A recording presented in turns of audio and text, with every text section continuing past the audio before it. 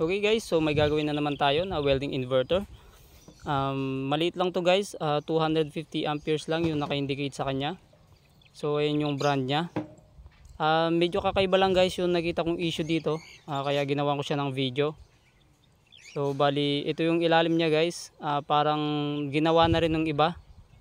So mamaya malalaman nyo kung anong nangyari dyan.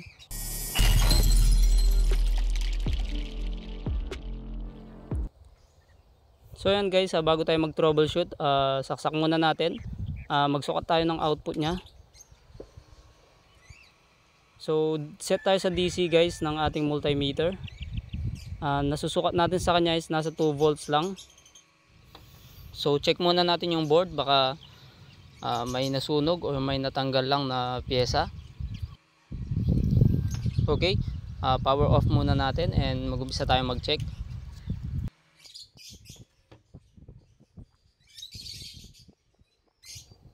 And yan guys, pagtingin-tingin ko sa board, so meron ako nakita dito ng parang nakahang yung drain ng ating IGBT.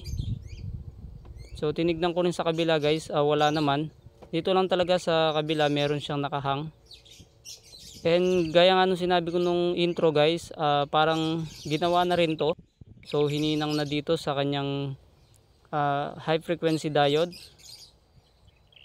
So yan guys, tatanggalin natin yung mga IGBT, so para mas makita natin na maayos. So sa mga hindi pa nakapanood guys nung nakaraan nating in-upload na welding inverter, so ilalagay ko na lang sa description yung link.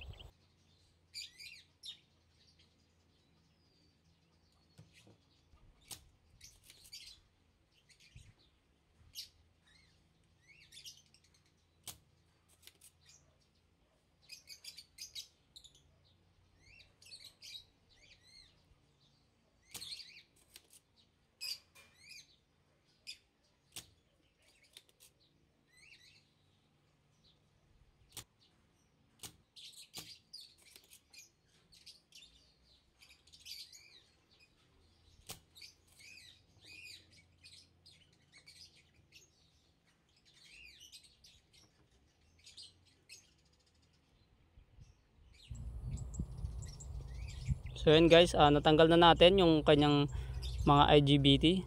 So ang number nila guys is 40N60. So i-check natin to ngayon guys kung sira ba.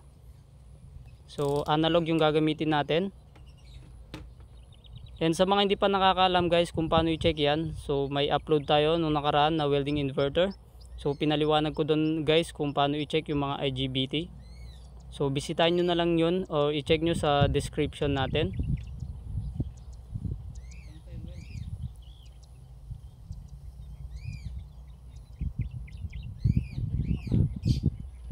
So okay naman guys itong dalawang IGBT. So ayan, proceed tayo sa susunod guys. I-check natin guys yung PWM ng ating welding inverter. So kung may nilalabas siyang signal papunta dun sa mga pin ng IGBT. And magsusukat na rin tayo guys ng voltage dun sa collector ng IGBT. So dahil nakita natin kanina na parang nakahang yung pin ng ating isang IGBT. So plug in ko na. Gagamit na lang tayo guys ng digital na tester. So magsusukat muna tayo ng voltage. And ito rin yung gagamitin natin na pangsukat ng frequency. So ayan, sa kanyang collector nakakasukat tayo ng 152 volts. And dito sa kabila guys, walang voltage na nasusukat. So ibig sabihin guys, open nga yung trace dito sa ating collector. And next guys, magsusukat tayo ng signal dun sa gate ng ating IGBT. So set natin sa hertz ang ating digital tester. So ayan guys, may nasusukat tayo na 48.91 kHz. So same din sa kabila. So ibig sabihin guys, buo yung ating signal. And dito sa collector naman guys, napansin natin kanina na open. So parang open yung trace. So ayan guys, kung mapapansin nyo, parang putol yung trace papunta sa collector.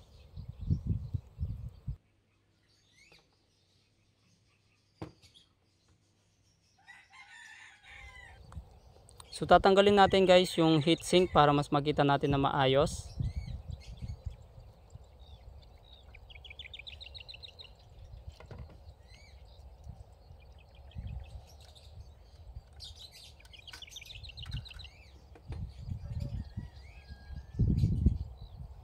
So ayan guys, susukatan natin yan kung open itong trace dito.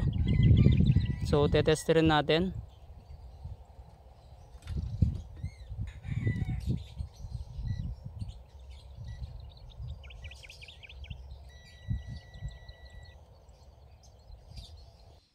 So sukatan natin guys sa magkabila. So pag nag-buzzer yan, ibig sabihin connected yung trace. So ayan, wala ngang connection yung ating collector. So ayusin natin yung trace dyan.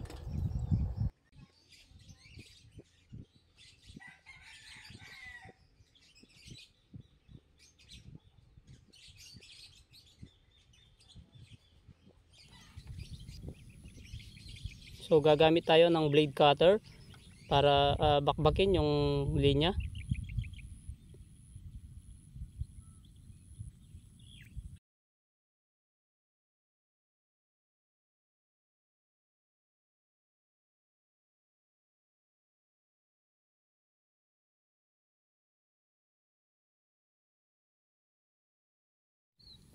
So babalik na natin yung mga IGBT. Hinangin natin dyan sa taas para mag-connected yung binakbak natin na linya.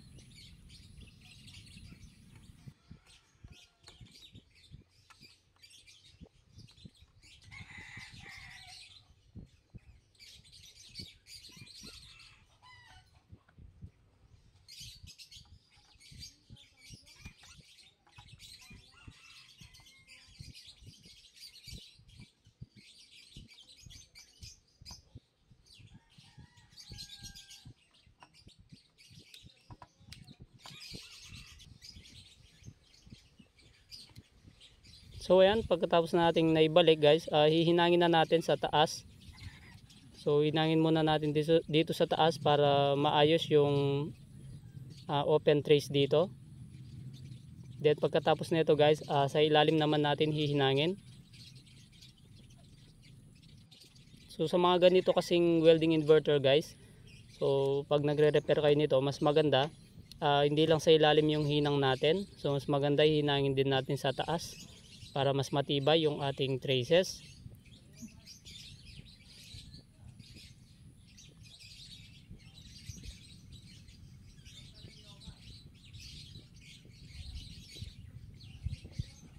So ayan, natapos na natin silang i-solder. So ilalagay natin itong diode nyan. So ipoposisyon na natin. So bago pala yun guys, may napansin ako dito na sunog na 15 ohms yung value nyan. And bali naghanap na rin ako ng pamalit guys. So pinalitan na natin.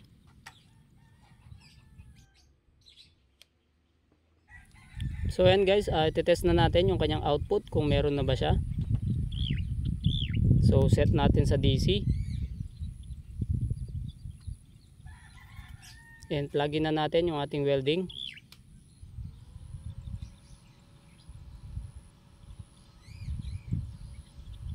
So yun guys, meron na tayong nasusukat na 65 volts DC.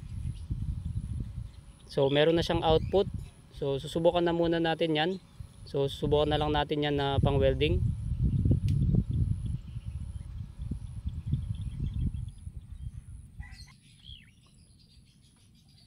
So gaya ng dati guys, sinet up na natin dito sa ilalim. So para matest na natin. And power on na natin yung ating welding.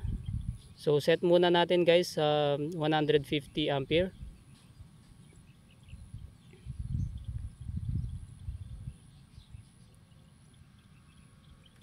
So yun guys, madaling sundan yung ating pagre-repair dahil di naman sira yung mga IGBT.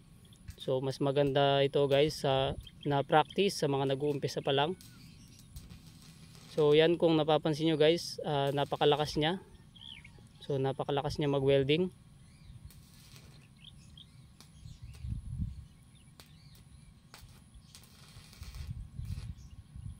So yun guys, kung nagustuhan mo tong video, so paki-like naman and share. So maraming salamat sa panonood. Hanggang dito muna yung video natin.